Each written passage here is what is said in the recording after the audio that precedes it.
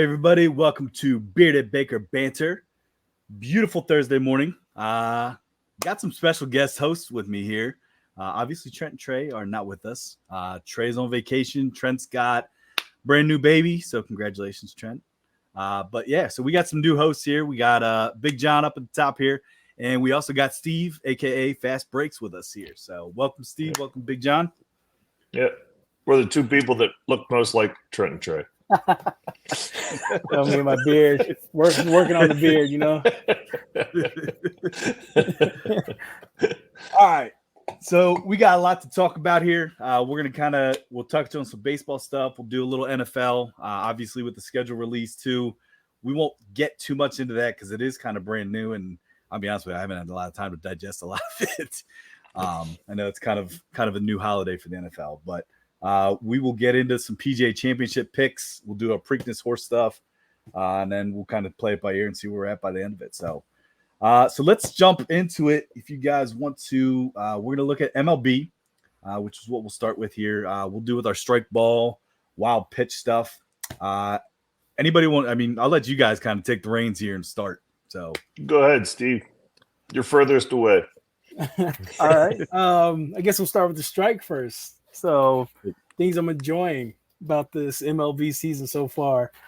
I'm a big pitcher guy, so I'm really enjoying seeing some of these new names pop up.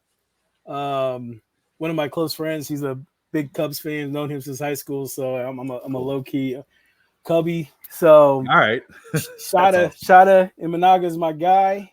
When they brought him over from Japan. A lot of the books were coming out. They weren't sure if it was gonna translate. He was a big strikeout guy over there. But he is killing it right now. So it's a shock to the system. So it's good to see. Ranger Suarez, the way he's been pitching. Seth Lugo, he's been playing well. I was gonna talk about Ronel Blanco, but yeah, you have to wait. You have to wait 10 days to talk about it. Yeah, we figured out why he was pitching so well. Dude, that blew my mind. Like, I mean, obviously you get the whole thing where everybody's like, "Oh, it's the Astros," no duh. Like, obviously it's going. It's kind of disappointing because, correct me if I'm wrong, he was the one that threw the no hitter. What, like one of the first games of the season, right? Yeah. So it's his second outing, he took it deep too. Yeah, that's right. Yeah, I think he went 8.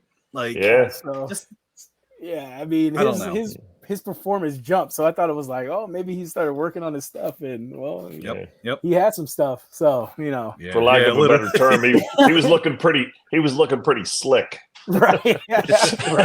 right. Exactly. But go ahead. I was gonna say, did they bring down like an official punishment or anything, or are they 10 days be investigated? 10 games. It is 10 days. Okay. Shoo. All right. Really think do the math. It's not really much. No, not for a pitcher. 2 starts.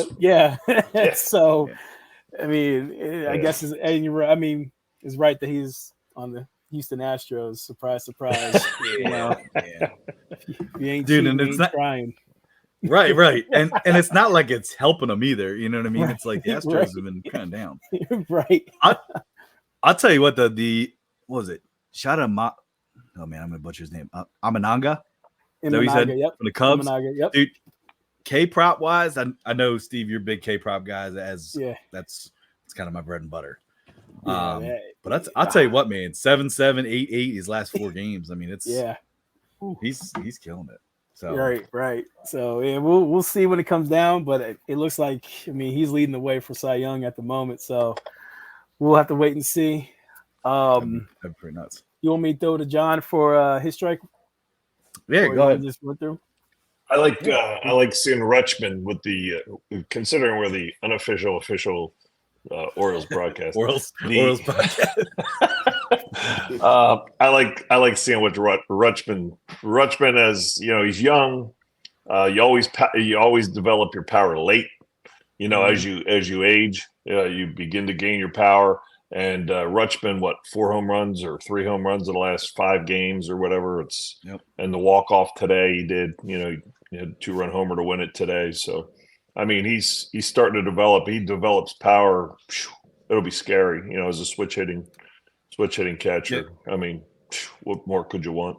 Right. And can I say the beautiful thing too about him having the walk off, which technically because we're recording today, I guess. But, yeah, I'm sorry. That's but no, with him having that walk off against the Blue Jays, literally kept the Orioles streak alive. Yeah, and it's you know, we brought up a couple weeks ago. It was like, hey, I think it was like 104. Now it's 106, and it literally has started since he came up for the O's. I mean, for him to actually be the reason that it's actually continued was kind of cool. So, what's the record? I don't know 122 or 123, I think. Which blows my mind. That number blows my. When I saw 104, I'm like, oh man, nobody's touching that. And then it's like, oh, it's like I think it was fourth best, like of all time. Like fourth best. Like, what the heck? Like, Rutschman's playing out of his mind. Yeah, he is. My strike to kind of keep with the pitching theme of some things, but like I said, I'm also a big K-prop guy. The guy that has been my go-to last year, I was a big Spencer Strider guy. Beautiful lip saddle. Obviously not playing right now. So weirdly enough, my go-to guy this year has been Chris Sale. Also from the Braves, interestingly enough. You know, I do like to bet the Astros pitchers kind of across the board, but Chris Sale has been I don't think I've lost with him as a pick right now. I'm probably jinxing it, but right now Chris Sale as a pitcher is 6-1 in his 8 starts. He's got a 2.54 ERA, averaging, which is kind of nice if you look at the gambling perspective of things with K-props especially. I look for guys that can go a little bit or teams that let the guys go. He's at 6.2 innings a game right now, which is kind of nice that he gets over that 5 threshold. And Ks, he's actually at 1.2 Ks a game. So he's capped a lot around 5.5, 6.5. I'm sure that after his last couple outings, I'm sure he's going to start to get the 7.5, 8.5 lines, which I hate. Yep. I think right now the only other guys like Dylan Cease is always like 8.5, 9.5, and I'm like, oh man, you really want to take the under, but like then he throws 12. Yeah, it's like, you kidding me? It's like, all right. I've been eating those this past couple weeks, man. Me too. But yeah, so Chris Sale's been my dude. Chris Sale. The only thing about Chris Sale, I mean, isn't it funny how healthy he is on a winning team? Yeah. And how unhealthy he was on a losing team. Yeah. No more back problems. No more problems. No more health problems. Hey, I'm ready for my next start. That's interesting. Hey, it's sort of funny how all of a sudden winning sort of heals all your wounds. Yeah, man. Yep. Blessed hands. It does. I don't know. Right. Wait, Angels in the outfield. Was that the Braves or was that the Indians? That was Angels. Well, no, that was Anaheim. We're there at Anaheim, right? Anaheim man. Angels at that point. Might have to go back and edit that out. That was very No, we need some humor in the show. We need something to laugh. Like, Tyler, you're just testing me, man. That was it. I literally said Angels in the outfield. I'm like, oh, was that the Braves? All same color schemes. Don't worry. Yeah, and that was what that was my thought. All right, it's been a long day. All right, well, let's jump into ball here. This is stuff that we're not really a fan of. Can be taken a couple ways. Sometimes we look at it like, oh, this is really what I hate. Sometimes it's just like frustrating stuff too. So, Steve, you want to get us going with the ball? Yeah. I wanted to go ahead and skip without saying like the umps because we're all sick of that. What's going on with these guys? Yeah. So I wanted to do something a little different with that. So I want to talk about how like baseball is kind of like messing up how they're showing the game. And by that, I mean, it's hard to get access to watch the games. Yes. So Tyler, I know yes. earlier you noticed you spoke that you had YouTube TV. So do I.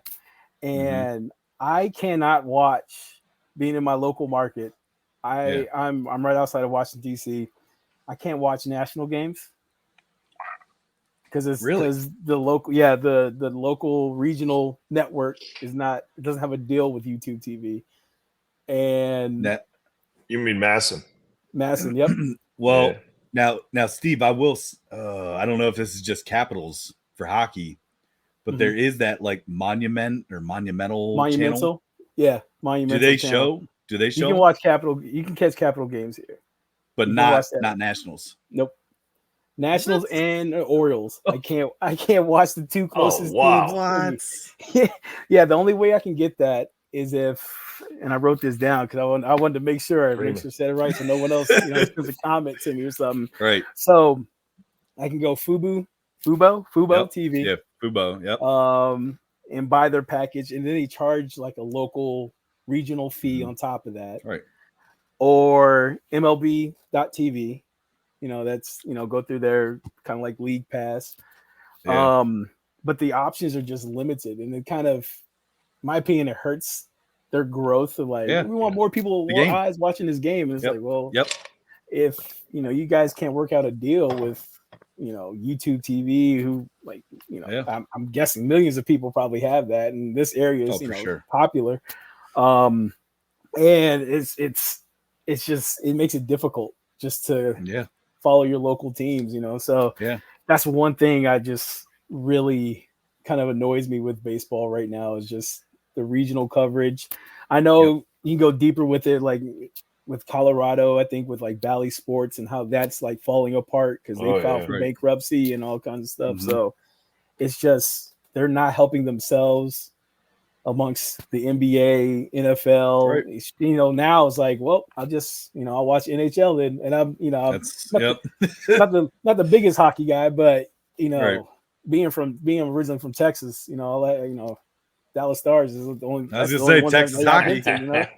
So, I see more of their games, than anything else. But it's just coverage of baseball. It's just kind of disappointing how they kind of dropped the ball on that. And pun intended.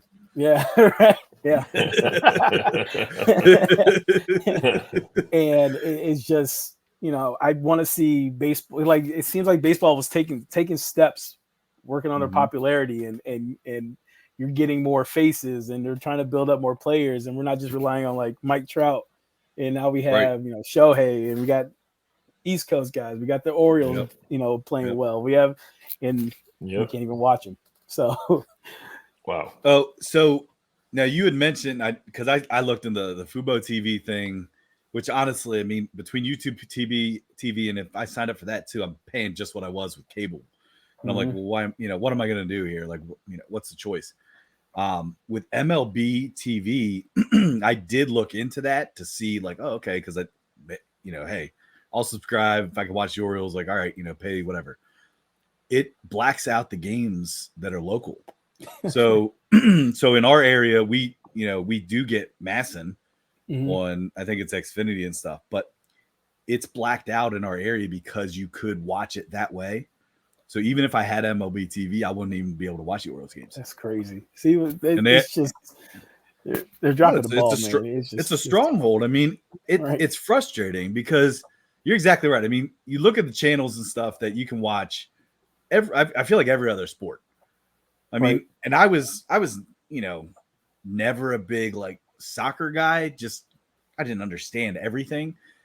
I'm not gonna lie though. Ever since I watched Ted Lasso, I've been following Premier League pretty closely now. There we go. I was gonna say you're big. I know you're a big Premier League guy. Welcome, man. Welcome. But like, I'm able to watch more soccer games, Premier League, that literally take place in England than I am of baseball teams. And it's like, it doesn't make any sense. It's nuts, man. It's frustrating. It's frustrating just trying to find a game to watch. I mean, I guess you can catch it on Apple TV on Fridays, since they have like Friday night baseball. Yep. But I mean, that's just another service if you don't have Apple. So it's right. You're kind of catch right there. So that and kind of spoiled too, because you go from like college basketball where it's like you pick any game and you watch it, and then it's like, okay, college basketball's done. Okay, baseball, and it's like, oh, I can't watch any game. So it's like I'm sitting there at night sometimes, and I'm like, all right, is there anything on ESPN? It's like, it's terrible, man. You're exactly right. The blackout stuff, and that's, what is it, Selig. Is that the commissioner's name? I can't think of his name. Selig? No, That's that's the old commissioner. That's the old That's commissioner. the old commissioner. But Ooh. Yeah. Okay. Crenshaw Mountain Landis. they gotta change that, man. They gotta do something, because I think, to your point too, man, if you want, especially young viewers, And local teams. If you want your local teams followed. Yep. Mhm. Yep. Local teams, young viewers, it's like that's the only way you're gonna grow your sport, because I guess I'll call myself an old head. But we're kind of, fixed in like, hey, but my son's 7 and he loves the Orioles. And there's times where I'm like, I'm able to find, I got a way to find the game like on my phone. Mhm. So he and I are sitting there with this tiny little screen sometimes, like, watching it. But it's like, it's tough. We're You thinking can, about come to your dad, you can come to your dad's house who pays his cable through the roof. That's true. Which premium. All right, John, we'll be over at your house watching. There you go. I'll bring the beer. Welcome everybody. I'll bring the beer. There you go. Let's do it. But like growing up, I got mean, and I got the TV out near the pool so we can go swimming while we're watching baseball. oh, you got it. You got it. I'll bring 2 30 packs then. We got you. Growing up, you saw WGN. I know I could watch the Cubs, TBS. Oh yeah. Watch, what I mean? The Braves. Yeah. And so The Braves, yeah. I remember. So it's just interesting the direction they're going. I guess they were trying to follow the other sports models, but yeah, but think of what you're missing. You get a little kid, okay, and he watches his local team, okay. Now, if you're going to take your kid to a baseball game, I'm not taking my kids to see the Yankees up in New York. I'm not taking them to Chicago to see a Cubs game. I'm not taking them to Atlanta to see an Atlantic. I'm taking them to Baltimore or Philadelphia, the close teams, or Washington, the Nationals. I'm taking them to a close team. Pirates. Or the Pirates. Yeah, the Pirates have a wonderful stadium. I can't stand the Pirates, but they have a wonderful stadium. But but the whole thing is you build the fan base, and you're going to get those kids who say, "Dad, take me to the ball game." Yeah, because I want to see my team. All right, let's go. Whereas, all of a sudden now the Atlanta Braves, well, we're going to wait till the Braves come into town, or we're going to wait till this, because that's who the little kid starts liking, because that's who they're seeing. I saw Jim Palmer pitch a very first baseball game. Who's that team? Who's that guy? It was the Baltimore Orioles. I fell in love with the Baltimore Orioles. And I was like, geez, Jim Palmer, favorite player, because I saw him pitch. I've been an Orioles fan since. And you said you also saw Babe Ruth play, right? Yeah, I know. Yeah. When my boys were small, one time in the side yard, we're playing ball, and they go, "Dad, did you ever see Babe Ruth play?" And I'm like, "What the hell?" I mean, it's like, and they were dead serious. I just had to stop. Just stop. I had to walk in the house and tell somebody. And it was like, it just freaking asked me if I saw Babe Ruth play. It's like, oh my god. So yeah, that was you hit it on the head, John. Hit it on the head with that one. Like that's you want to build. You want to build a fan base. All right. Yeah. Should I touch on a ball? Yeah. Give us all right. My ball is a couple things. It's funny. The Phillies are playing with, they're around I think they still have the best record in baseball right now. But, this every time I watch that team, I think to myself, okay, one, why are you leading off Kyle Schwarber? Yeah. God, you're touching a sensitive subject. That's my guy. I love the guy. Don't get me wrong. I love the guy. But lead off? I mean, come on. I mean, put him in front, put him, like third in the lineup or whatever. You know what I mean? Put him in front of Harper. I mean, Schwarber's going to see pitches. And when Schwarber sees pitches, look out. I mean, he's got his average up to 226 now, which is as high as it's been like 2 years. But leading off, I didn't understand it. The other thing about the Phillies bothers me a little bit is that what's his name, Nick Castellanos or whatever. He's screwed me over there, and he screwed me over on a K-prop. He's on my shit list. He's just, I mean, he's terrible right now. I mean, just terrible. And it's like, I don't I don't understand. It's like, go with somebody. I mean, I don't care what kind of money you're paying them. Go with somebody. But I mean, their pitching is what's carrying that team, to their record. Yeah, their pitching staff is. Watching Castellanos the other day, I'll tell you what, like he has good at bats in the sense where he's going to get your pitcher to throw 7 or 8 pitches because he's going to foul them all off, and then he's going to strike out.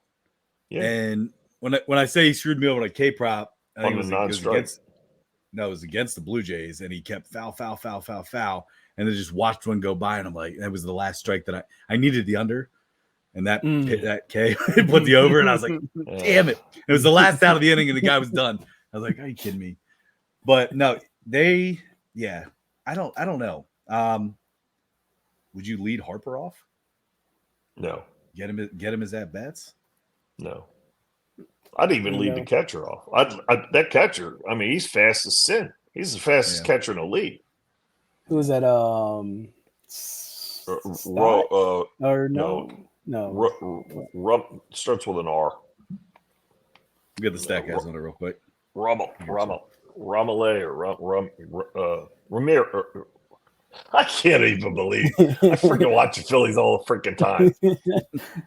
I mean, with Kyle, man, you're gonna get 1 or 2 things. You're either gonna get, well, actually 3. He walks. Well, 3. He'll walk, homer, or strikeout. Yep.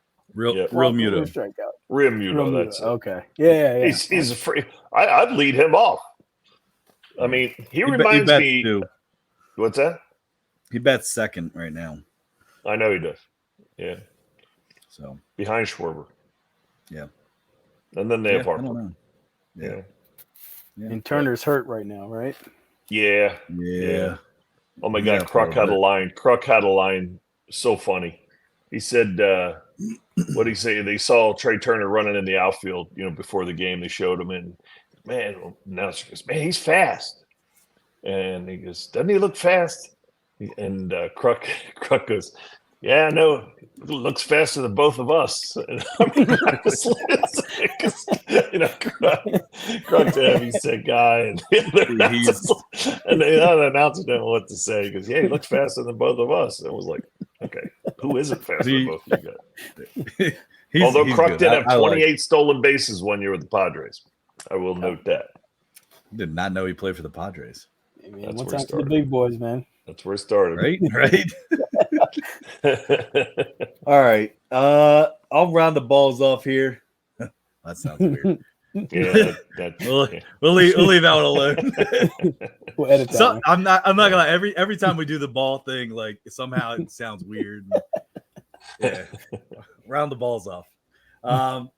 So my ball is actually the Astros. Astros I would say it's a ball because they're frustrating. Not that I like the Astros. It's frustrating in the sense that they are literally last in strikeouts per game. They are first in hits per game. But yet I mean, and you could make the argument, decent pitching staff, but they're 4th in the AL West with a record of 17-25. Mm-hmm. Right now, actually, currently, I believe they're sitting behind the Oakland A's. So frustrating in the sense it's like, I think I brought up a couple weeks ago too about the Astros because I don't know, Trent and Trey have this whole beer bet thing with are the Astros going to make the playoffs and everything else, and everybody's afraid to take it. I mean, right now they're on a 4-game win streak. I do think that they'll turn it around. I don't know if they'll make the playoffs. They might sneak in as a wild card somehow, but the AL West is not strong. I mean, Texas now lost 5 in a row. Mm-hmm. Oakland's lost 4 in a row. And then Seattle's actually sitting at the top right now. They're all kind of like so. I do think they'll make the playoffs, but I also brought up the point a couple weeks ago is that, I mean, Dusty Baker's kind of a missing X factor. Mm-hmm. And I was going to say that. What's the common denominator? Really top-notch quality manager. Dusty Baker knew he had the ability. By the way, his name's Johnny B. Baker. That's his real name. But no relation. No, close. But we both hit a lot of home runs. But he he was a what do you say, a player's coach. I mean, Yeah. guys would walk through a wall for the man. There's no doubt about it. Yep. Yeah, so I don't know. That's my ball just because they're frustrating. I don't know. What do you guys? I'll use this as some leverage next week. Will the Astros make the playoffs? Well, see, I had a future on them before the season started, so I'm already kind of riding that train. So so I was kind of like, all right, they're gonna do this bounce back. It's gonna switch off between the Rangers and Houston. They're gonna get one back, but I don't know. I don't know right now. And now we know that the pitcher's doing a little extra. I mean, it's hard for me to get behind it. Like I'm cool with swallow with that one. Like let that one go. But if their bats come alive, I don't. They have been though. It's like I can't like why are they losing? What's his Tucker? How many home runs did he hit in a short period of time? Yeah. Tucker had like 7 home runs in like a short period. Isn't he up to like 13 or 14 now? I mean, I think he took the lead. I mean, every time I've tried to watch the Astros, it's blacked out. No, I'm just kidding. There we go. You're blacked out of the game is. Depends on the night of the week now. That's right. I think the Astros. I don't know.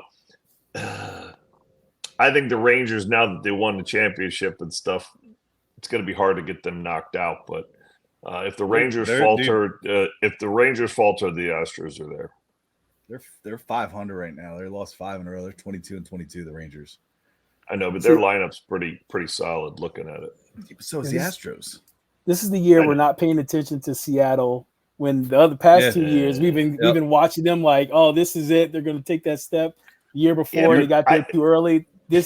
Last year after, you're saying like, oh, this is it. They're going to take the step, and they just, like it came down to the end for them. So maybe this is the one that Seattle does something, but I have to. The sad part of it is, the sad part of it is, I hate the Seahawks so bad that it filters over to their baseball team. I don't know. I hate as a Niners guy. I hate the Seahawks too, but I've never minded the Mariners ever since Griffey and all those guys. Yeah. Like they were all. I mean, that was the childhood growing up watching Griffey, and and they were legit. I will say this. Here, you ready for this? Seattle Mariners sitting in first right now in the AL West, literally lead the league in strikeouts a game. Wow. They are dead last, but yet they're sitting there at 24-20. And honestly, I mean, it is a defensive thing because that, from a betting perspective, more than likely you should take the under on the Seattle Mariners games. Right. So they're going to strike out a lot and they're going to play great defense. So it's that money ball thing, man. It's all all analytics, man. Yep. All right, let's jump into our last topic here with baseball, and that's our wild pitch. Wild pitch. So my wild pitch, I'm going to go ahead and say I'm gonna say the Chicago Cubs are gonna win the World Series. Oh, okay. Yep. Yeah, I'm coming in hot, man. Coming in hot. Wow, that's awesome. That's awesome. It's the pitching staff. I love it. I know they have some injuries, but the guys coming back are just, once they get right, they're gonna be hard to stop. Their bats are kind of a little overrated at the moment, but that always balance out. In my opinion, it's just a law of averages. I think if they get hot in August, it's watch out. Wow. So that is my wild pitch. Chicago Cubs. So not just make the playoffs, they're taking it. They're taking the whole thing. Cubs pennant. All right. Yep. Yeah. I don't know, man. Is that little 13-year-old kid getting that arm surgery or what? That's good. Deep cut, John. Dude, shout out to Henry Rowan Gardner. Oh, yeah. Gotta love it. Names out, yep. Hey, and I'll tell you what, they sit in the NL Central. I mean, nobody thought the Brewers would be where they're at right now. And they're a game and a half behind the Brewers right now. So Do you think the Bats are overrated? Because I don't know. It's They're a team. They're a team I'm quiet, afraid to man. bet against. Yeah. It's just I want to. Like tonight. You got to pull for that team. I mean, all these years. I mean, it's painful. I mean, when they got Madden as their manager, Mm-hmm. and Again, there's a managers make a difference. If I could bring my boy on here, I called him. I was like, we're gonna win the World Series. And he just started laughing. He's like, my dad would be so happy if he heard you say that. I was like, no, man, we're winning the World Series. Now they didn't do it the first year, but that second year they ended up doing it. But I feel like there's something special about this team. There's a good chance. Pitching seems like it's king right now, and if they have pretty much two guys. What's that? Javier Asada? Mm-hmm. Yeah. And Shada. So I mean, like that. You got two guys, and then Talion doesn't play bad either. Mm-hmm. I know he got hit around the other night, but he's actually a pretty decent guy too. And then I think they have one guy come back off IL, Chris. I can't remember his last name, and he showed me that's what's kind of like, okay, if they have the pitching staff, if anything, when the Nationals won their World Series, they go, we're going to invest everything in the pitching. And, Makes everyone's favorite difference. guy, Bryce, was gone because he was the man around here. But, he was gone. And it was, Steven Strasburg and Max. And it just looked, that was it. Like, it was pitchers going to get us there. So they can put it together and just as a team, I would say, if we have an average of 250, they're going to be a problem. So that's my wild. Cubs Worlds. Do you have futures on that? Absolutely. But that was before the season started. But I'm a futures guy, man. You saw with like college basketball, man. Like if I see something that's like a chance, like with the South Florida winning, like it was, and then South Carolina, even though they didn't like finish it, but they finished second, and they were still long shots. And it's just something about the teams. There's a chance. There's a chance. I'm gonna hop on it, and I'm sprinkling, so it's not like I'm super invested there, but it's worth it, and it gives you a little something extra to cheer about. And I think the best part is just being right. You're like, I knew it,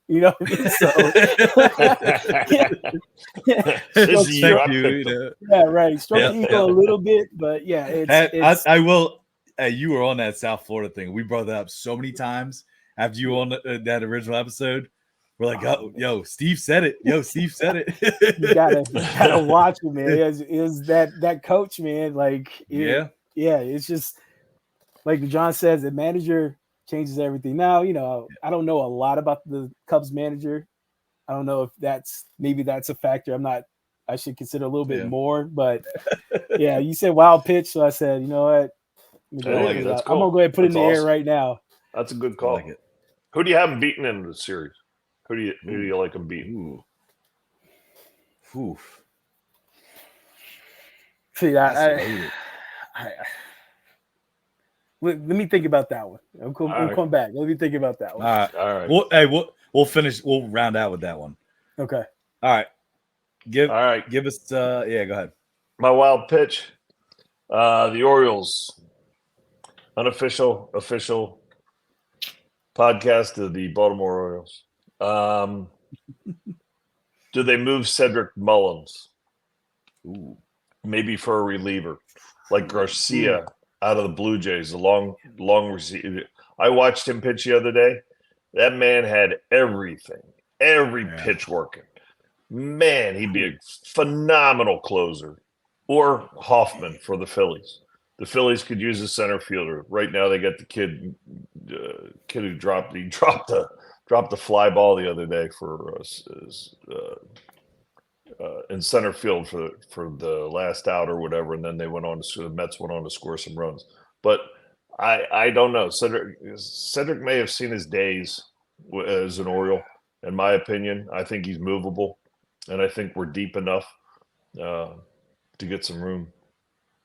Get something for him. Dude, that would hurt though. Like I know, but if you're going to be a winning team, sometimes you gotta have some guts. What I think what would make me feel more confident is if I saw some of the younger guys that they did call up have a little bit more success than what they had been. Yeah. Kerstead and obviously Jackson Holiday, like I'm watching them, I'm like, oh boy, like they're not ready yet, and it's a couple games here and there, like it's a long season, but Mullins might hurt. At first I thought you were going to say Mateo, but I was going to say like Mateo, no, I love Mateo. Dude, Mateo is playing out of his mind. Yeah, you would talk about a guy that gets on base and scores runs all the time, like. Well, he's so fast. I mean, he's ridiculous. Dude, it's fun. It's fun to watch. If Mullins starts hitting, I can understand it, but man, he hit early. Frustrating. Though. He is frustrating. Yeah. He's hitting like 207 right now. I mean, come on. Holiday got sent back down, in the lineup. right? What's that? Holiday got sent back down to the minors. Yeah. Yeah. Dude, he was like 1 for 30 something. I mean, maybe to kind of echo what John said earlier. Getting that when you get older, as your swing will come to you. Maybe that's where Holiday's fallen into. It's just he's only 20. Got a lot of hype to live up to. Yeah, got a whole lot of hype to live up to. I mean, that pressure is phenomenal. I can't even imagine. I had a buddy, Al Chambers, was #1 draft pick in the country, and I was talking to Al, and one night, he gets called up. He gets called up to Seattle, and Al Cowens and Ken Griffey Jr. and all that, and he's a rookie, and he's inserted in the 4-hole. He's hitting right behind Ken Griffey Jr. in his first game in the major leagues. And he said, there was so much pressure. And he goes, there were guys who hated me because of where they put me in the lineup. He goes, they hated me, and he goes, they were my teammates, and he said the pressure was just ridiculous, So, I mean, these young guys, they have to learn how to deal with it, unfortunately. Yeah. That, and I'll tell you what, man, we can make the argument for whatever, but like, hitting a baseball, man, off these major league pitchers, like I think with all the types of pitches hardest, they have, that's one of the hardest things to do. Coming from a guy that only ever played I've only played high school baseball, and I sucked at hitting. Like I'm gonna sit here, like I can't imagine like seeing 100 some miles an hour, and all of a sudden dropping down like 86. And also moving the ball and like, right. You kidding me? Like they're no. I watch some of these at bats, and these guys that like hit like 12 pitches. It's like, oh, foul ball. Oh, he threw this. He threw a slider. He threw this. He threw a changeup. And I'm like, how the hell? Like, are you just guessing, or are you just that good to be able to see it out of his hand? Like but that's what I'm saying. Like that is one of the hardest things to do. So like these guys that do that, like it's frustrating. Like. Again, being a K-prop guy, not to go back into all that, but like, I'm like, oh, how hard is it to get six Ks? Like, you have like 9 pitches here. These guys can't hit shit, and these guys are like drilling. I'm like, what the hell? Like, you know how many bets that's lost me? Just right, literally. Oh, it's just 3.5. He can get 4. Yeah. Everybody gets 4. Exactly. John Means the other day. How about it, John Means? Right. Oh my God, I was on John Means 3.5. I'm like, oh.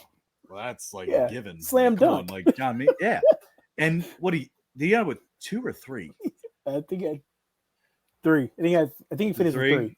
Yep. Because I think I posted that one. Yep. I think he had 3.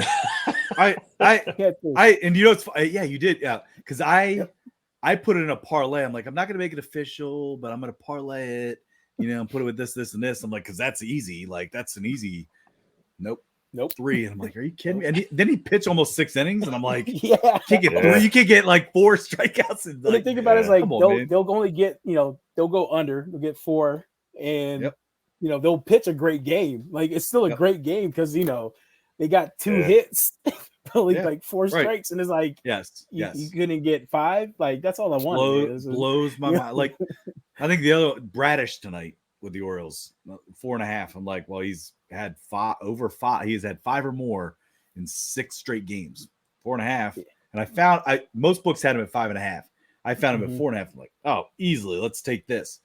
Nope. He got, I think, three times. Yeah, I stayed away from him today. I had him yesterday when it got delayed, but today I was like, when there's a delay, I've learned just, you know what, just let it go. Just like cut ties. That's good advice.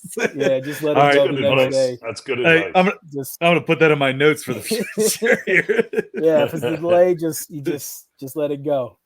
But yeah, believe me, Tyler, you talking about going to high school, man. I quit after T-ball, man. I knew it wasn't for me. So I'm gonna go play football, Dad. Right? You know, I'm gonna go shoot some hoops and stuff, you know? Right. No, man. It is, man. That's tough. But all right. I'll round us out here. Wild pitch. Going with popularity right here. Paul Skeens. Pitcher for the Pirates. I did take his under this week, which lost. So I'll start with that. Paul Skeens going to win Rookie of the Year in the NL this year.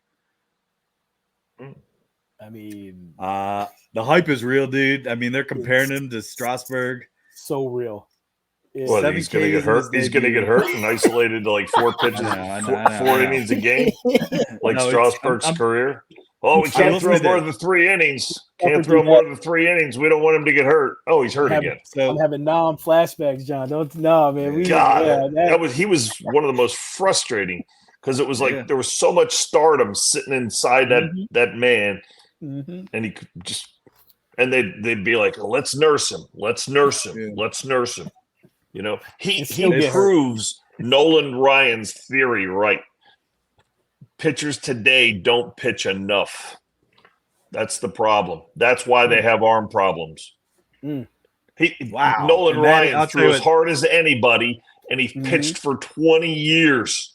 And you look at Nolan Ryan's stats, he pitched for 20 years, and he pitched for like the freaking California Angels, okay, that were horrible. Okay, so he pitched for those guys for a stretch. He pitched for the Rangers, who weren't very good, but he pitched for 20 years. Tom Seaver, another guy, power pitcher, and they threw a ton of innings. These young guys. Ryan said it himself. He said young pitchers don't pitch enough. So here's my question though, because the other argument is that I know what the other argument too much. Well, but hold on, because. And I also feel like you and I have talked about this before too, is like how much kids pitch when they're young. Okay. And then all of a sudden, you know.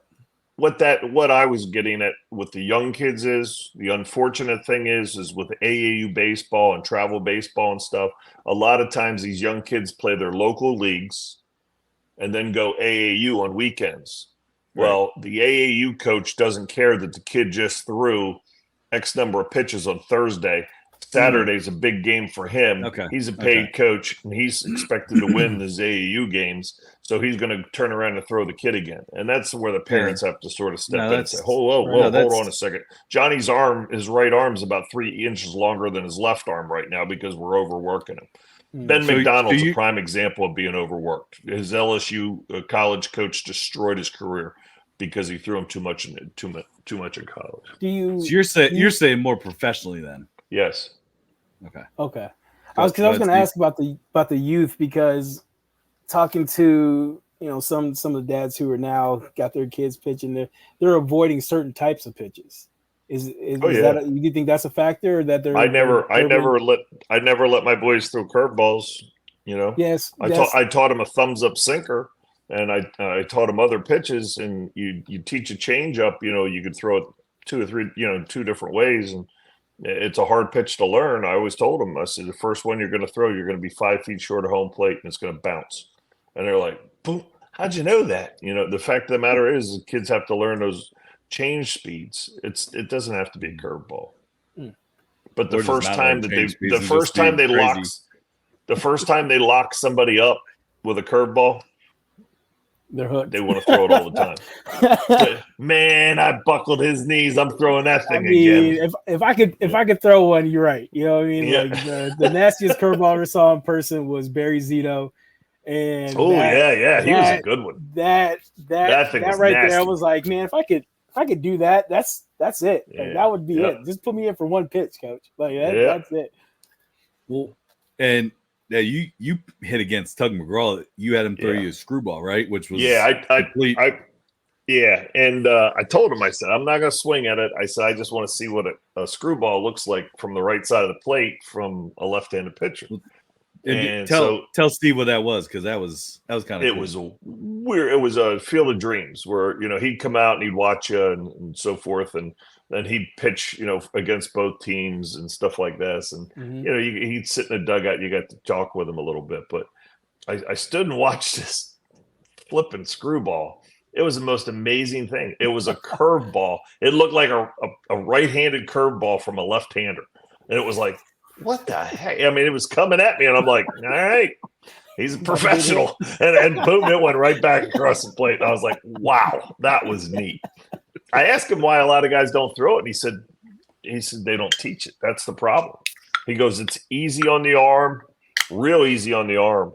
But interesting. Did you just open something? Who's that a tribute to? Yep. Cheers to Richard. Shout out. Well, there you go. Trogue second cut mango double IPA. Appreciate it. There you go, man. Steve, we'll have to introduce you to Richard sometime. All Richard's right. another guy. He coached baseball with us with youth baseball, but he's another guy that listens to the podcast stuff. So yeah, good dude. Good guy. And the reason we call it a Richard Pop Top is because he texted me the whole time. He goes, dude, I love that I can hear the beers popping in the background.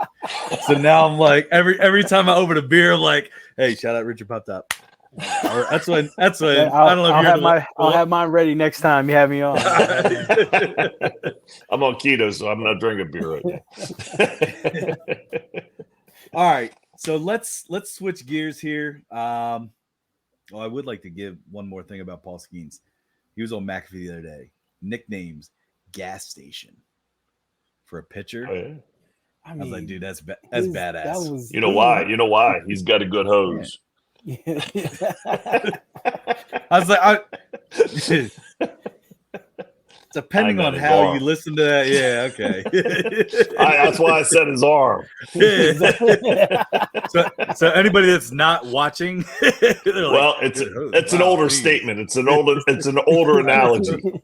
This is not in reference to Livy Dune at all. So right. We're talking about his arm. Yeah, no. Right. Didn't we want to ask who he's? Did you make up your mind yet? And who the Cubs are beating in the series? This is the unofficial, official podcast of the Baltimore Orioles. I'm gonna go ahead and tell the boys. I'm gonna go ahead and tell there you go. I'll take that. So I can go to a game. So we're driving distance, and dude, that'd be awesome. Heck yeah! This area will be electric, man. Man, all the ex Orioles / Nat fans will jump ship, man. and listen, and you're gonna have to go to the game because you won't be able to watch it on TV. Exactly. You're right. No choice. Right. Oh. All right, so we're going to switch it up here a little bit. We'll get in some NFL. So Trent did have a kind of – so, all right, so I'll explain this. We do something called touchdown turnover. Touchdown means you agree with the statement. Turnover means you're like, oh, no way. Don't agree with the statement. So the way we'll touch on – I have one question for touchdown turnover. And I'll kind of carry that into – some free agents of 2025, specifically the wide receiver free agents. And it'll just be, we'll kind of rattle them off quickly where it'll be like, my statement's going to be, will they be on their team next year? The team that they're on currently going into this year. So it'll be touchdown. Yes, they will be, or turnover. No, they're not. So it won't, it's not going to be, oh, hey, this now, it's kind of like quick hitter kind of stuff. So, but I'll start with Trent's question here, which was kind of cool. Because it is a little controversial. I know this was Trent's Heisman pick in the beginning of the season, which I totally disagreed with, and I still to this day will die on this hill that Michael Penix should have been the Heisman winner, but we're not going to get into that. So his touchdown turnover question was that Sam Hartman will start one or more games this year for the Commanders. Oh, they did pay him. They paid him a lot of money to be a backup. I mean, if it was a modeling contest, slam dunk. You know what I mean? It would be a touchdown. But, oh man, Modeling? I just realized you said modeling. You know, I mean, all I hear about is how handsome he looks. That's it. No, this is a start, right? This is a start. One His start. start one game. I'm gonna say turnover. Turnover. Okay. Yep. You think Jaden Daniels starts all of them? I think he does. Okay. And this is like totally unknown because we have new coaching staff. We have new quarterback. Yeah, that's true. The O-line was atrocious last year, so he could be one hit away from a Sam Hartman like start. So second year ownership, but I'm gonna say turnover. Just okay. Got to back Daniels and hope and pray. All right. Okay. What do you think? I think Hartman starts a game. It's hard for every NFL. It's hard in the NFL if you don't have two decent quarterbacks, I should say. If you don't have two decent quarterbacks, if you don't have two number one running backs, you're in trouble both ways. But in Daniel's style of play, he's smaller in stature. He's one big hit away just from getting seriously dinged. And, does he answer the concussion protocol the following week? Yeah. It's one hit. Good. One hit. Good points. He's not afraid to leave the pocket. He's not afraid to leave the pocket. And and in college, and he did play in the SEC. I understood that. But the fact of the matter, in the NFL, you got 300-pound guys that can run almost as fast as you can with very bad intentions. If you look up on YouTube, there's like a whole Jaden Daniels like blow up like highlight tape. So he's amazing. He learned. He's amazing. And for the game of football, to be honest with you, I want to see him play all. But because he's going to be fun. I mean, as a Raider fan, I wanted him. I really wanted him. But the fact of the matter is, I'm a Raiders fan. Yeah, I forgot to tell you that, Steve. I forgot to tell you that. Give you a virtual hug. There you go, man. There you go. Yeah, I wanted him, but with the freaking Commanders, I don't see him playing every game. That's the thing. They got to protect him. I don't think it's because of bad play, because I do think he's going to play well. I do think he's going to take risks though, because you think of some of these young quarterbacks. I mean, to both of you guys' points, like they don't really know what's out there when they're outside the pocket, where it's like, oh yeah, okay. The speed's different in college. Mm-hmm. It is, and you can't. Linebackers running 4.4s and 4.5s, man. That's a whole with bad intentions. Right. I'm gonna say touchdown. I think he does start a game. I just can't get over the fact. I don't know. I can't get over the fact that they did pay him. I'm not saying they got paid a ton. I mean, they signed him. He wasn't drafted, but they signed him to a pretty big, deal for a guy that wasn't drafted pretty quickly. And it was like, hey, now maybe that's the Commanders saying like, listen, we know you're a decent quarterback, or could be, and we know we also have a guy that's super good, very athletic, but also will take risks. Like, let's make sure that we can kind of protect the nest, I guess, kind of thing, Right. Which again, to your point, Dad, is that you need a good, you need two good running backs at least. You need two good quarterbacks at least. It's like, because chances are they might have to come in for a game. I mean, coming from a Niners fan who Brock Purdy was number 3. It was Trey Lance. He went down. Garoppolo, he went down. Brock Purdy, who's this guy, Mr. Relevant? Okay, now look at him now. It's like you never know. I mean, you don't know where, and who knows? Maybe Sam Hartman has to play a couple games and kind of gets other teams to notice him, and maybe he gets a shot elsewhere. Start, because I do think the Commanders are all in on Jaden Daniels and saying like, yeah, this is our future here. They just have to protect him. Yeah. Like, that's the biggest thing. Is like I find it funny that some of these teams, when they draft guys, it's like, you want weapons, yes, but you really gotta make sure that they are healthy. Protect. Like you, I mean, look at Joe Burrow. I mean, how many full seasons has Joe Burrow played completely? Yeah, right. I mean, which sucks, because he's a hell of a quarterback. And he actually had a decent line early on. Yeah. He had a decent line early on. Lately, I think like two of the last three, he's been out for several games. Yep. 2 of the last 3 seasons. So it's like after that Super Bowl, right? After the Super Bowl, then he started. Yep. Exactly right. Yep. All right. So like I said, we'll kind of jump through these. These are wide receiver free agents. Now listen, if you guys also have anything NFL wise after this too, we can kind of talk through some of that stuff too. All right. So I got 10 free agents. Some are going to be pretty obvious. Some might be a little more controversial in the sense, I don't know. First one we're going to start with here. I promise this is not biased.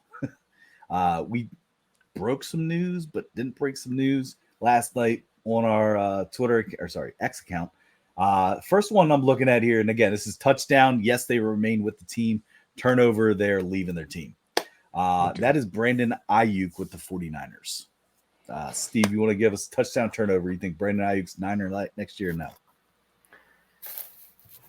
You got a smart GM, and I want to say turnover. Your GM knows how to make moves, man. And if you don't really want to be there, he'll move on. There's no hard feelings. Keep it moving. He's a businessman. He's just a smart GM. I respect him a lot. And yeah, I would say turnover. I would love to say touchdown for you, but it's just it's all right. Not too sad. No. you got a team you think he's going to? No, I don't know off top. It would have to see who what the spots would be. Yeah. I know the Steelers have been floated around a little bit. What do you think? Yeah. I think touchdown. I think he stays. I don't know that the rookie pans out or is as impressive enough because he's not going to get the opportunities with Ayuk and Debo both there. So he's not going to be a finished product enough for Lynch to rely on him as a go-to for the following year. And Debo is closer to the end of his career than Ayuk. And I think if anybody they move would be Samuel before Ayuk, because Samuel has the ability to run and catch passes, and he's a little bit more versatile. So he would have more value, but his age would be catching up to him. And I think they'd cut their losses with him first, and then that would increase the value of Ayuk. And I think Lynch is smart enough to pay him.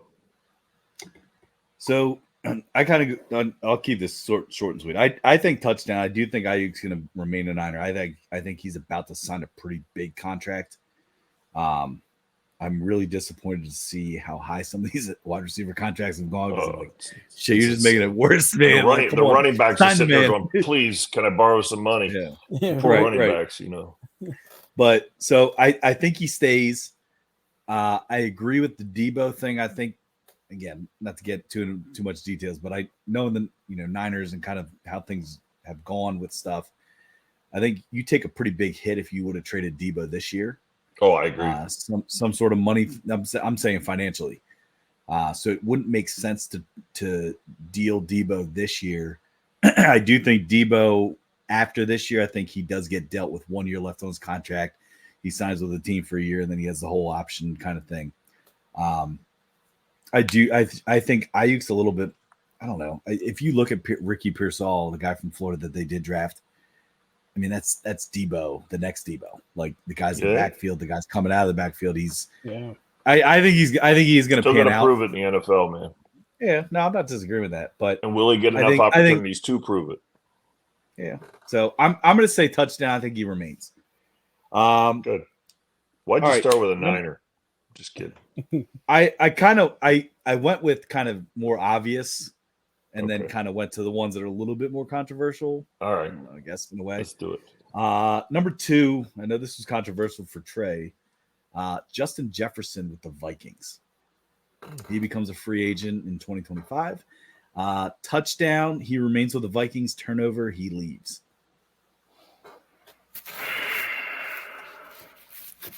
Let's stick with the trend here. I think Vikings got to do something, man. And I think moving him, it's and anybody with the last name Jefferson, I claim everybody with the last name Jefferson. Those are my cousins. So Jefferson clan. So he's going to end up in Washington. No. I want him wearing black and silver. That's what I want to wear. Yeah, that's it. I'll take that. That would be. Oh, I can't wait to buy that jersey.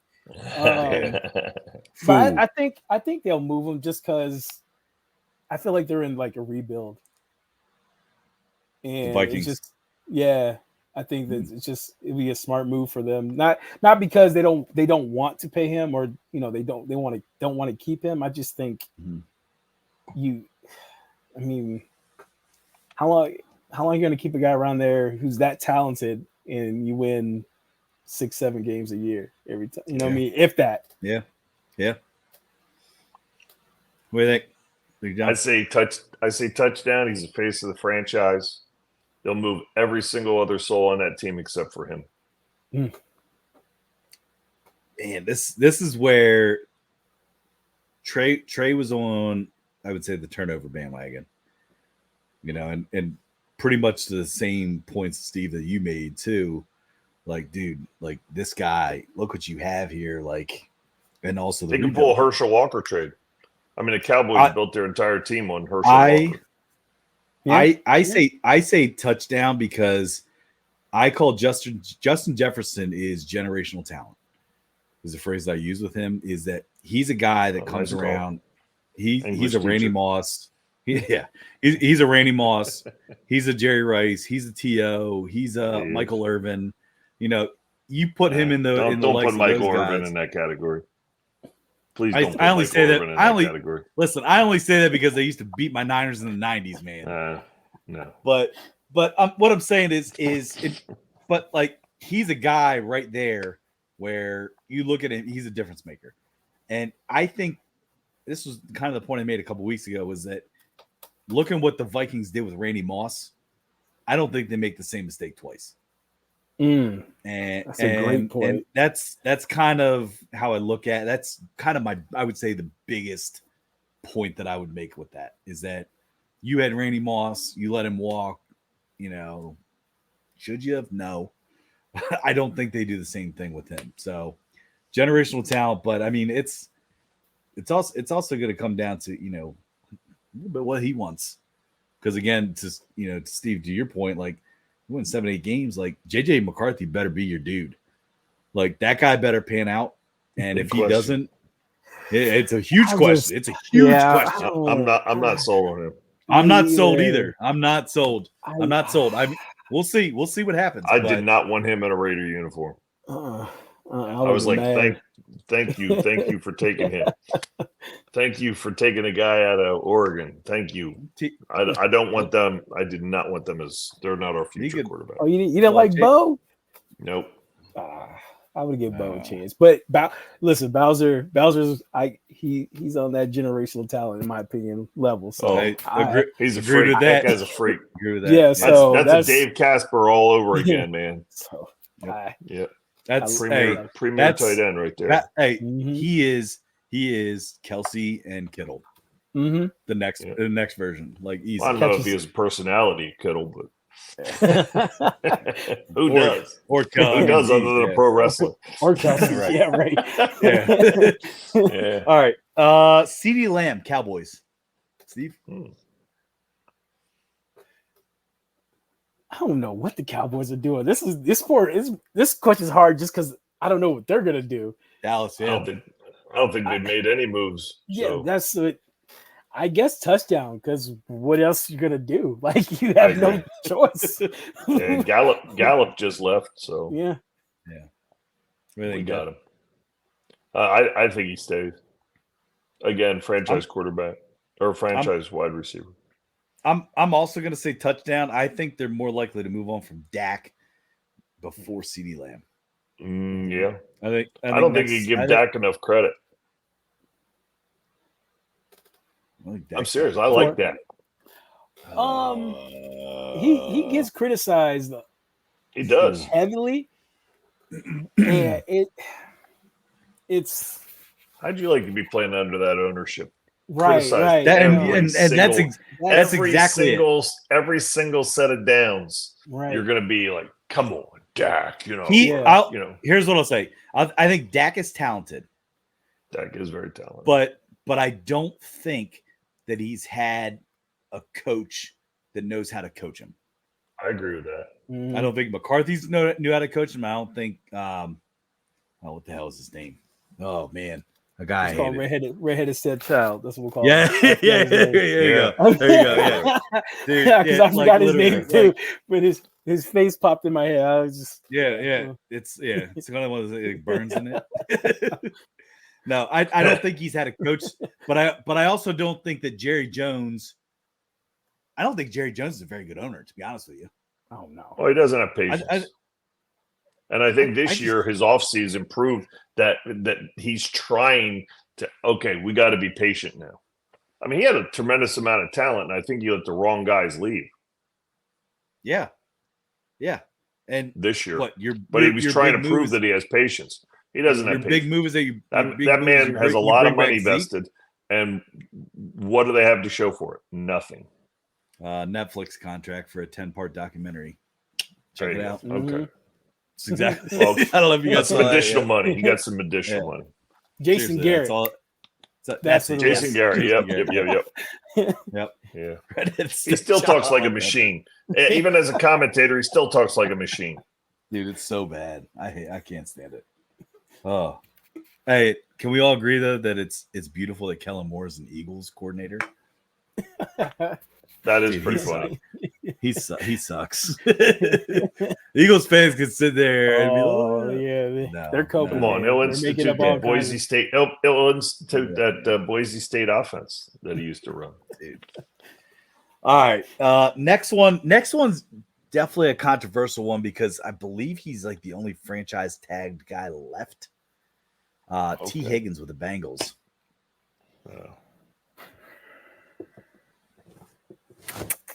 We'll kind of rattle these off because we are. Hold on. I'll go ahead and say turnover. Yeah. Turnover. I agree. Turnover. He might not even make the start of the season with him. Yeah, he is a number 2 right now though because Tyler Boyd leaving for sure. So I think he always was number 2, but I know, but Higgins has talked about leaving. So yeah, that's not a good thing in your clubhouse. The next 2 here are both Texans wide receivers. You got Nico Collins is going to be a free agent, and then you got the newcomer. You got Stephon Diggs.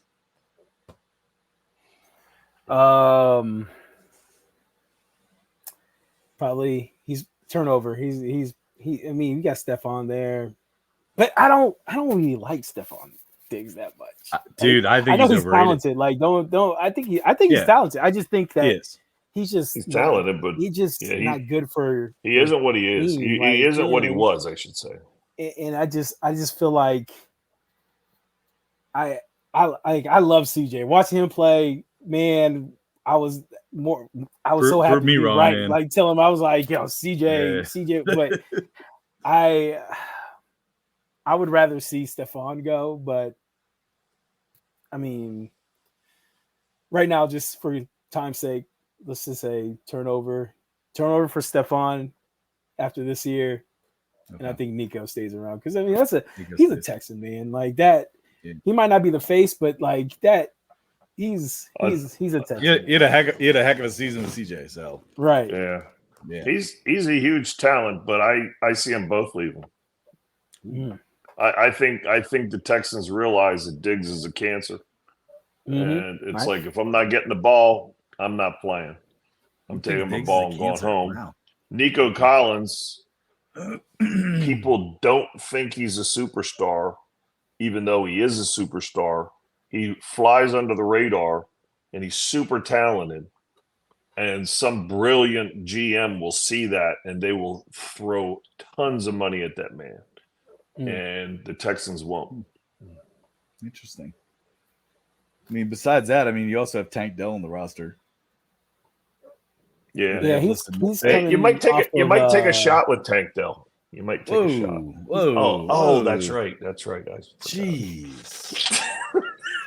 Oh man. Vicious puns there, man.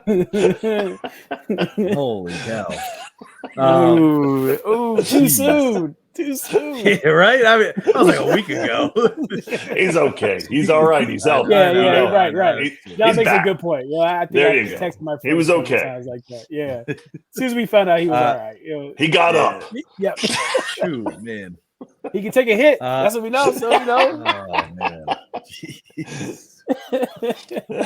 Oh man. I will. So I think Nico stays.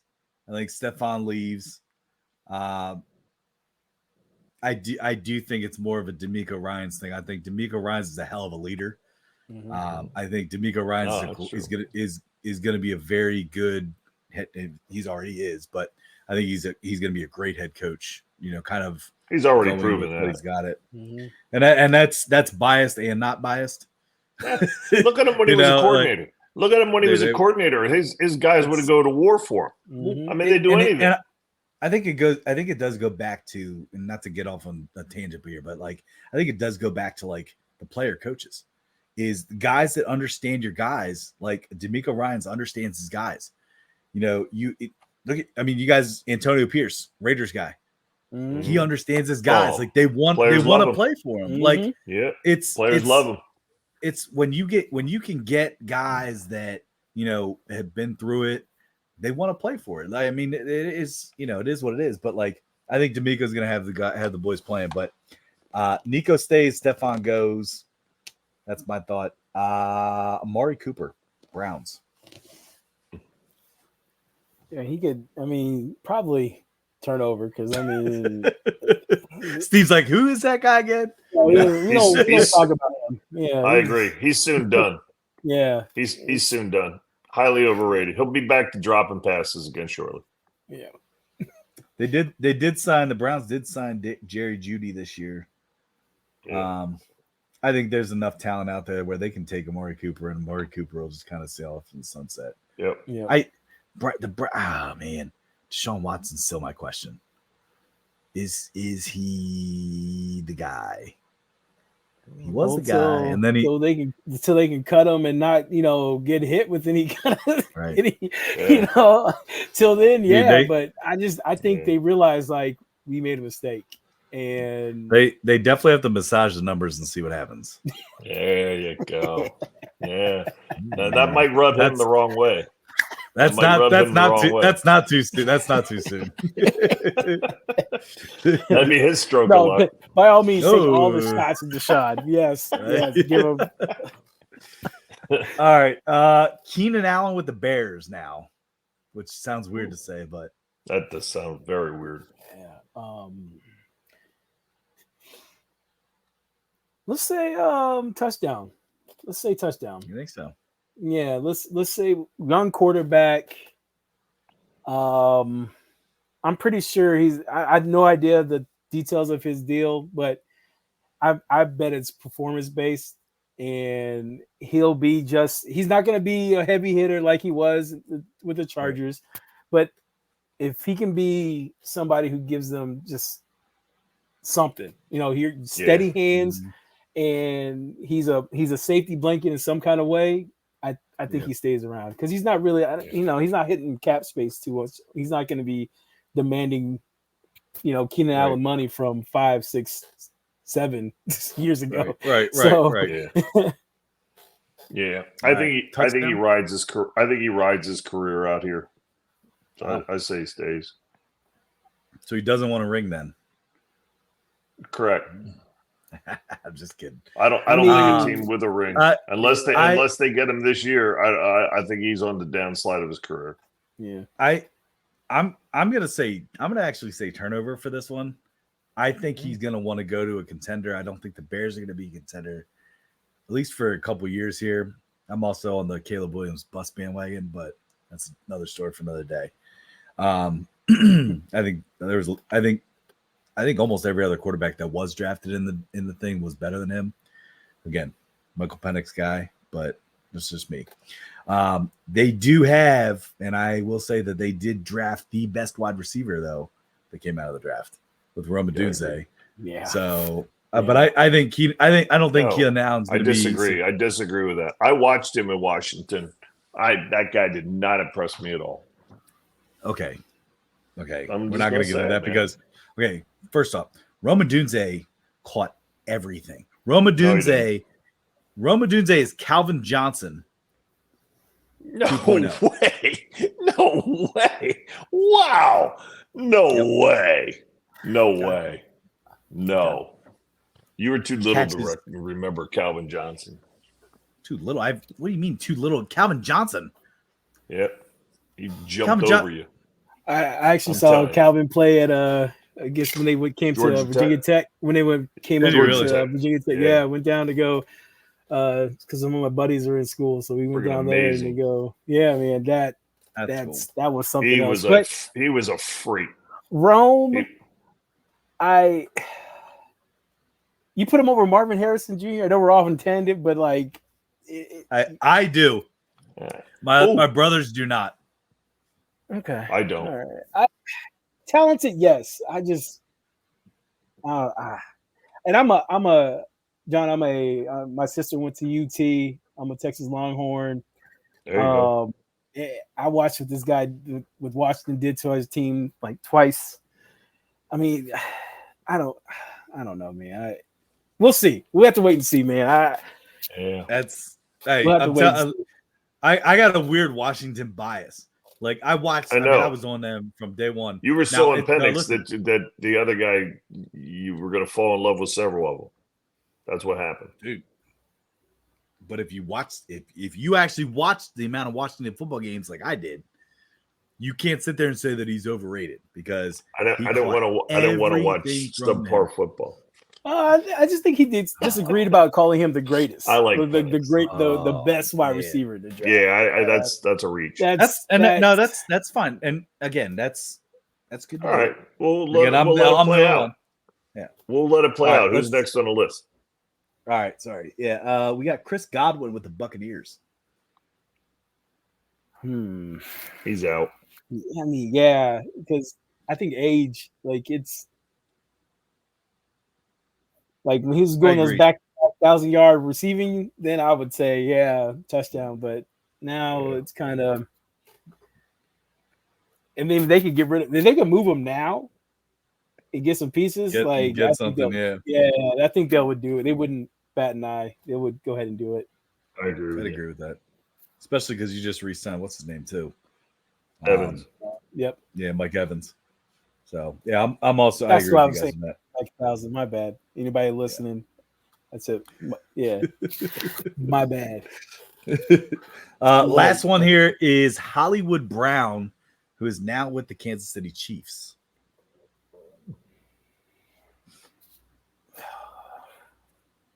I mean, Mahomes can make me look good at wide receivers. So I don't even know right now. Like, is it? Let's just say touchdown. Just 2 years there. Yeah. I think he goes. They signed that other really fast kid. They're going to turn that other fast kid into the next Tariq Hill. That was Steve. That was your guy, Texas guy, right? Mm-hmm. Yeah, bro, that 40 record, man. Yeah, the kid. Oh man, yeah. I still can't believe the Bills let that happen. Still can't believe that. The guy's got hands, man. Like he's gonna be one of those guys that slip under the radar, and wow, he went right to the Chiefs. I agree. Crazy, I agree with you wholeheartedly, and that's why that kid won't be there. That's why Hollywood won't be there. I'm gonna say touchdown with this one just because of the Rice situation. I don't think he's making very good decisions right now. And I don't. Yeah, another pun. I don't think he's making very good decisions, and I think that they're going to be like, well, if we can get Hollywood, maybe keep him cheap because this is Hollywood's, I believe, 3rd or 4th team, which also surprised me when I actually looked at that. But Rice will be out of there in a minute. It'll be a minute, Rice. Yeah. All right. Let's see what you did. All right. Let's jump into what we'll do here is, again, we won't spend a ton of time on this. Is going to kind of be pick related stuff. Okay. And what I'll do is I'll have you guys just, if you're ready for it, is do your PGA Championship, your top 10 guy, a top 5 guy, your winner, and then your surprise winner. Surprise winners we always said is about a plus 4,000 or more. Ooh, okay. I got mine. All right. I'm kind of behind on that one, but I will just off the bat. I know who my winner is because I'm betting on this one. I'm Liv's got to live, man. John Rahm's gonna show up, and it's the only reason why is because I forgot who came out and like was upset with his comments, but he pretty much was like, "Yeah, man, I respect the PGA guy." Like he said the right things. Like he wasn't like, "Yeah, it's us versus them." He's like, "Yeah, man, I respect everything they do," and they're like, "Oh, well." They felt some kind of way about his comments. And I'm like, he didn't knock you guys. He literally just says, yeah, I respect what you guys are doing. So just for sake of time, I'm just going to go ahead and say my winner is going to be, I like John Rahm, man. Just John Rahm? Yep. Ooh. Who you got, Dan? Oh, who do I have winning? Yeah, I got Scotty Scheffler. Scheffler? I mean, he's too hot. He's too hot right now. Hard to pick against him. So he's there all the time. I mean, he's right near the top. Yeah, dude, I'm not gonna lie, Steve. I got John Rahm as my winner. Yeah. Yes. Wow. And I'm not gonna lie, and it was funny because I had a conversation today with somebody too, and they're like, "Oh, John Rahm's playing terrible golf, playing terrible," and I'm like, "Then he's due. Like the guy is due. Like, right." And I'll tell you what. Right now, I think on DraftKings, I think he's listed 4th. And he's still at plus 1,600. Yep. That's what I saw him at. You can get a tiny little sprinkle on that and then, see what you can pull off. But yeah, I'm also on John Rahm. Yep. Right. All right. Let's go top 5. We'll save surprise winner for last. Hold on, let me pull up my. I'll give you John Rahm a while. That's what I have. I did have him in the top 5. All right. Not winning, but top 5. All right. Do you know what? I was going to pick Rory because of the way he's playing, but he's such an ass. I just can't stand him. So I couldn't put him there. I took Rahm. So I'll give you my top 5 real quick because I do have Rory as my top 5. Rory at the top 5 is plus 180, I believe, on DraftKings. So he'll cry a river for some reason. Dude, the guy's getting divorced, man. Give him a break. See? he doesn't deserve to win.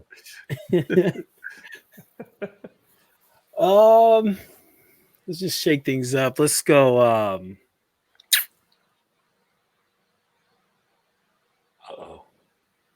He's digging. You think Xander? Man. You think Xander could be a top 5? He's up there, man. You think he could 5 finish? Yeah. It's a good call. Or Colin.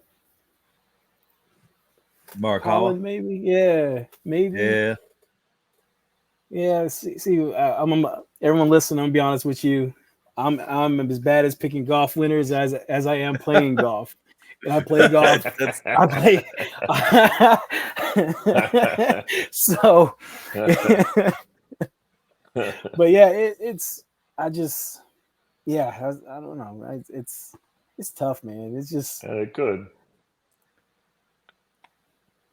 Top 5 too. It's like, ooh, you can still get plus numbers with some of the top golfers. You know what I mean? Mm-hmm. Yeah. And I even think like Scheffler in the top 5 was like still like plus something, like plus 105. You know what I mean? It's like, well, all right, like, yeah. I mean, I meant Scheffler, but who's top 10? Top 10. I'll start this one off. I got Max Homa. We have Max Homa at plus 300 in my top 10, which I didn't think was bad value for a top 10 pick. But who you have, Steve? Say no long shots because I'm about to say maybe like Tommy Fleetwood. I like Fleetwood. Fleetwood's a good, yeah. Yeah. Go ahead. Tommy Fleetwood. There's no Fleetwood Mac jokes there, right? I'd take in my top 10 Bryson DeChambeau. He's at plus 260. He's one I feel like every time I bet on him to do something well, I feel like he sucks. Now, if he gets paired up with Koepka or whatever, he'll fall. Brooks. He'll fall flat in his face. Yeah. Which by the way, so inside his head. Do you guys see Brooks Koepka's post against Rory? No. Rory's whole divorce came out, whatever, and Brooks tweeted a picture like thanking his wife, and it was a picture of his wife in her bikini. Oh my god! Like literally, awesome. Like an hour later, and it's like that's freaking awesome. That's freaking tell me he's not trolling the dude right now. Like, yeah. I hope they get paired up. That's must watch fun TV. To watch. Yeah, he'll be walking across his line. Seriously, he's ready to putt and stroll straight through it. Okay, how about surprise winners? Surprise winner again, plus 4,000 is usually what we cut it at. I got Cam Smith plus 4,500. Cam Smith's a good pick. It is. I hate the fact that it's 4,500. I like to pick guys that are like deep. Yeah, I was just going to say that Cam Smith isn't much of a reach. I know. It wouldn't be a surprise. How about you, Steve? Lisa Day. Ooh, Lisa Day. Right. She plays in the LPGA. No, he said Jason Day. Oh, okay. She's not winning this damn tournament. I'm telling you. That's how bad at. Oh, that's his sister. Winners I am. That's his sister. I'm going to take Tiger at plus 30,000. Plus 30,000. You're saying a surprise winner. Hey, what would spur the golf world that's starting to fall flat on its face right now than Tiger Woods coming back and winning a tournament? It would ignite the golf world on fire. Right. So you're talking to the guy that picked Tiger to win the Masters that Trey just wanted to light me on fire for when I picked it. Okay. That's my surprise winner. When Trey sees me, if he has a match in his hand, I can outrun him. What is the name of that amateur? Is it Ashke? Is that his name? The one who is that the one who played the Masters? No, that's the guy that pitches for the Cubs. No, I'm just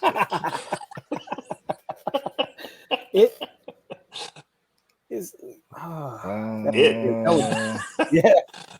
It's the guy that wears a clown makeup. Imanaga. She was just throw some Cubs out there. I'd say that, but it'd spin on my camera here and it wouldn't look good. I don't. Gonna win the World Series. I don't know who the amateur was. I only remember the amateur guy that placed high last year in the one tournament. Yeah, I remember that. Yeah, he. I don't know. Didn't he golf for Oklahoma State? I think so. Is it Ashke? Is it? I think he's. All right. So we all picked our surprise. What's next, babe? Ashke. I don't know. I'm not spelling that right. All right. All right. Well, let's jump into Preakness stuff. So we got the horses this weekend. And then we'll kind of finish things up with Steve. You want to give some WNBA stuff after we give Preakness stuff? If we have time. Yeah, for sure. All right. So with Preakness stuff, obviously this is Preakness 149 this weekend. There has been some controversy already, which whenever there's controversy around Bob Baffert, it's always interesting. Top horse. Muth. I'm gonna say Muth. I think it was Muth. Yeah. Muth. Okay. Yeah. Scratched. Completely scratched. So yeah. Do you know why he's scratched? He had a fever, something. I think it was hay fever. No, I'm just kidding. Little horse humor there. Yeah. So always horse in the hand. I'm not gonna lie. So I've actually been doing some research on the horses and stuff. I'd say the week after Kentucky Derby, and that was without knowing any horses that were actually going to be guaranteed in. But he was one of the guys, just knowing Bob Baffert as a trainer and stuff. He was a guy that I had picked to win. Then obviously he was scratched and he was the favorite. I'm like, and I even said the other week with the Kentucky Derby, like, I hate picking favorites. And I feel like sometimes when I start to like do the research, it's like you pick the favorites based on things, and then they're all, they are the favorites. I'm not saying I'm a horse expert by any means, because Fierceness in the Derby finished 16th, and that was the favorite. So not an expert here. Like, that was, So I'll kind of rattle mine off here real quick, and then if you guys have picks and stuff that you want to, share, you can. My winning horse this week is going to be Imagination. Ooh. And that is also a Bob Baffert horse. He was another horse that I actually tagged as, one of the top guys there. At 6-1 odds, I believe, is what he's sitting at right now. I like to do trifecta boxes. My trifecta box right now does include the new favorite. That's Mystic Dan, who did win the Kentucky Derby. I have Mystic Dan, I have Imagination, and I have Tuscan Gold. Tuscan Gold I had actually picked because of the jockey Tyler Gaffleon won it in 2019. Talked to some people today that said jockeys really don't matter. Like, you're going to get the best of the best no matter what. But I don't know. I'm a guy that likes trends, especially as a betting person. So Tyler Gaffleon, I picked him up there as Tuscan Gold. An exacta box that I have put down, I put Imagination and Mystic Dan. I do like to kind of mix those. I usually like to put two exacta boxes just because I like to, this doesn't hit and this will hit, whatever. Mystic Dan's probably going to be the one that I'll probably sub out a little bit just because I hate picking favorites, just because, especially lately with horses. My surprise winner, it was a little bit tougher. So I think last week we said it's got to be 30-1, or sorry, Derby Day it had to be 30-1. Less horses this time, so I don't know. I encouraged 15-1, but like I think there was only like 4 horses. I'm picking Seize the Gray. As my surprise winner. So nice. Anybody want to go next? I'll hop in there. Right. My winner, I picked Catching Freedom. For my trifecta box, I had Moose in there, so kind of threw everything off. So I'm gonna go for I'm gonna throw my surprise winner in there just cause, like, just why not? Let's pump it up. Why not, man? So, I leaned into Uncle Heavy, because I'm excited because I'm becoming an uncle this year. My brother and his wife were expecting, so I was like, congrats, man. All right. Yeah, man. I'm happy for it. And she's going to be born like either a couple of days before my birthday or either on my birthday. So, oh, man, I'm that's looking forward awesome. to that. That's cool as that. So, Uncle Heavy, Mystic Dan, and Catching Freedom in the trifecta. Okay. And then my exacta, I had Catching Freedom and Mystic Dan. So I'm playing it safe. No, I like it. I like that. My surprise winner is 20. I found 20-1 with Uncle Heavy. That's awesome. I like it. That's cool. Dude, I'll tell you what, and Catching Freedom, when I said about like my other exact box, Catching Freedom's the other horse I'm going to start to throw in there, because if you look at Derby stuff and how successful Catching Freedom was, he's going to be up there. And that's a good, I like that pick. I had Seize the Gray as my winner. That's and your I winner. don't. Whoa. My winner. Yeah. Whoa. That's a prize winner. All right. I thought he'd come off at 50-1 for 50 Shades of Grey, but it was.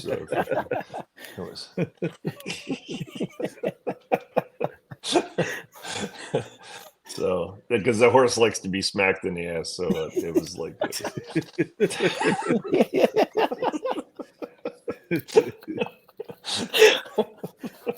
All right, seize the I grace. might sprinkle something on Seize the Gray now. I don't want to miss that train. Oh man, Some guy named Peter's riding him. I don't know. Oh man. Oh. No, I didn't. Right. I didn't know about the picking the Box free and stuff. thing. Okay, So, no, yeah. that's all right. That's all right. All right, so seize the. So you all right? Cool. Hey, put a little sprinkle on that. I like it's not a bad thing. I mean, 15 yeah. to 1. It's all right. All right, Steve, you want to give us some WNBA? I know, or if you just want to talk about, last night and everything with opening night I'll and go over a everything. little quick. Talk, we'll get on the hype train that the WNBA is starting to get with Caitlin Clark coming in. Watched her entire game.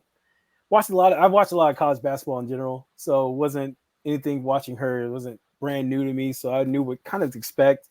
And a lot of people don't know one of my former jobs, I was a sports consultant. So I actually was in the locker room with the Mystics, won the WNBA championship. Oh, wow. Got to be around that. Wow.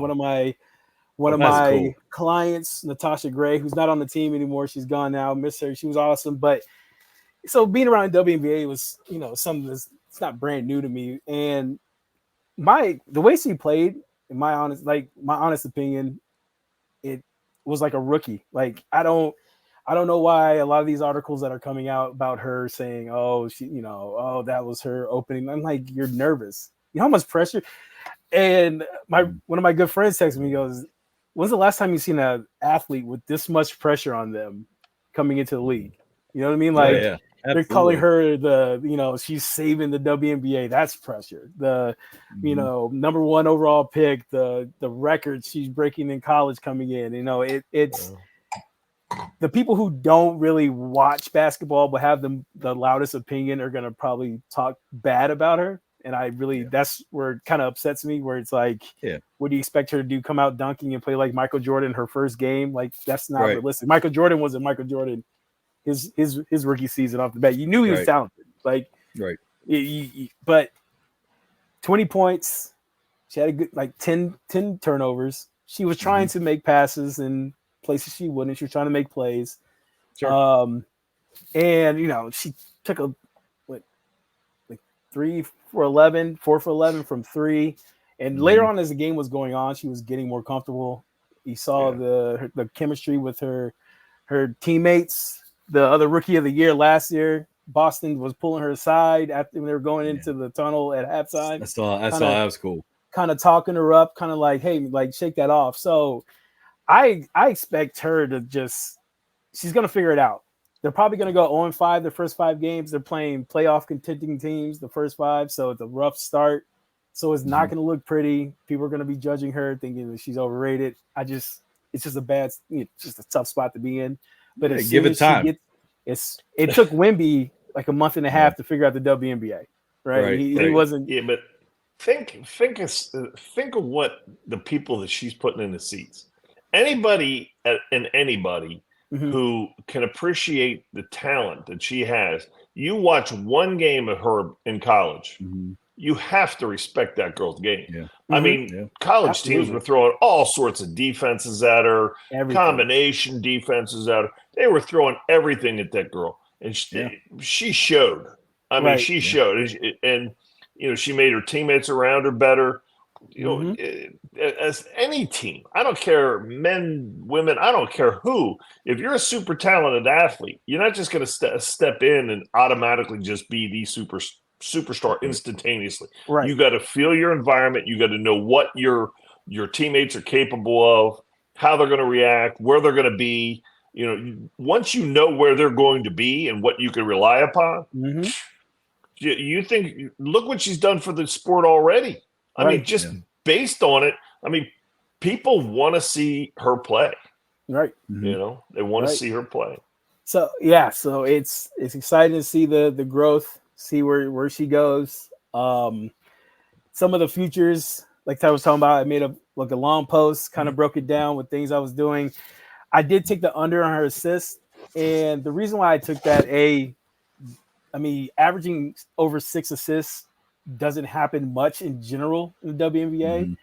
But two, I mean, her job on the team is not the same as it was on Iowa. She's not the point guard. She's coming out there. She's got the green light. She's shooting.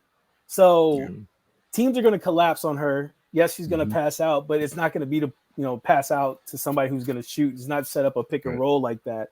She moves around. If you're going to really compare her game to a NBA player, it is like Steph. And Steph moves. He never stops. And that's what she does. Point. She never stops. She's running off these screens. She's coming out. She's coming out to get open. So that's why her assists will be under 6. I think 6.3 was the line that was set on DraftKings.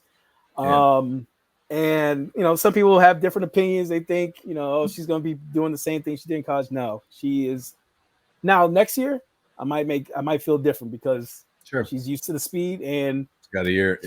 She might be like that. Take that step, but right now, her job is to shoot, and so she might have games she goes off for assists, but it's going to be shooting. So that goes into my next where I said she's going to have potentially my long shot for her was a 50-point game this season, and I think that was plus 3,000 for that.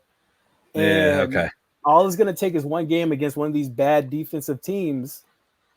She's going to drop, 11 threes. And, she still drives to the hoop. Girl's got vision when she goes to the lane. Like, yes, she can shoot threes, but people don't realize like she can get to the cup. So it's a possibility. And then going from there, it goes to having, what was it? The official NBA or WNBA record is 54 points in a game. I know I went under that and put the 50. I was like, I know it's 4 more points, but I'm not going to fight with history. I'd rather say I lost it. I'd rather say I won it because she went over. Cool. I win no matter what. And then I think the next one was make 14 plus threes in the game. I believe that was it. And I think that was it.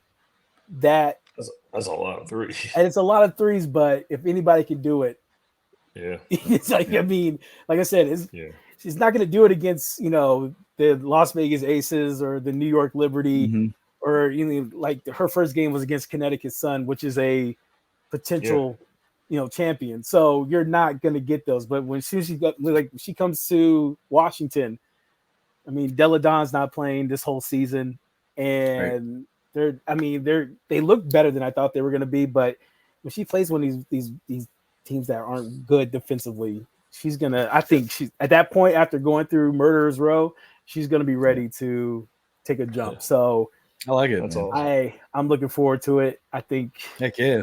I think we're She's gonna changing the game. Yeah, there's gonna be kids in the playground shooting threes, yelling Caitlin Clark, and and I'm all for it. Heck yeah, if I had hair, I'd pretend I was her in a driveway, but that's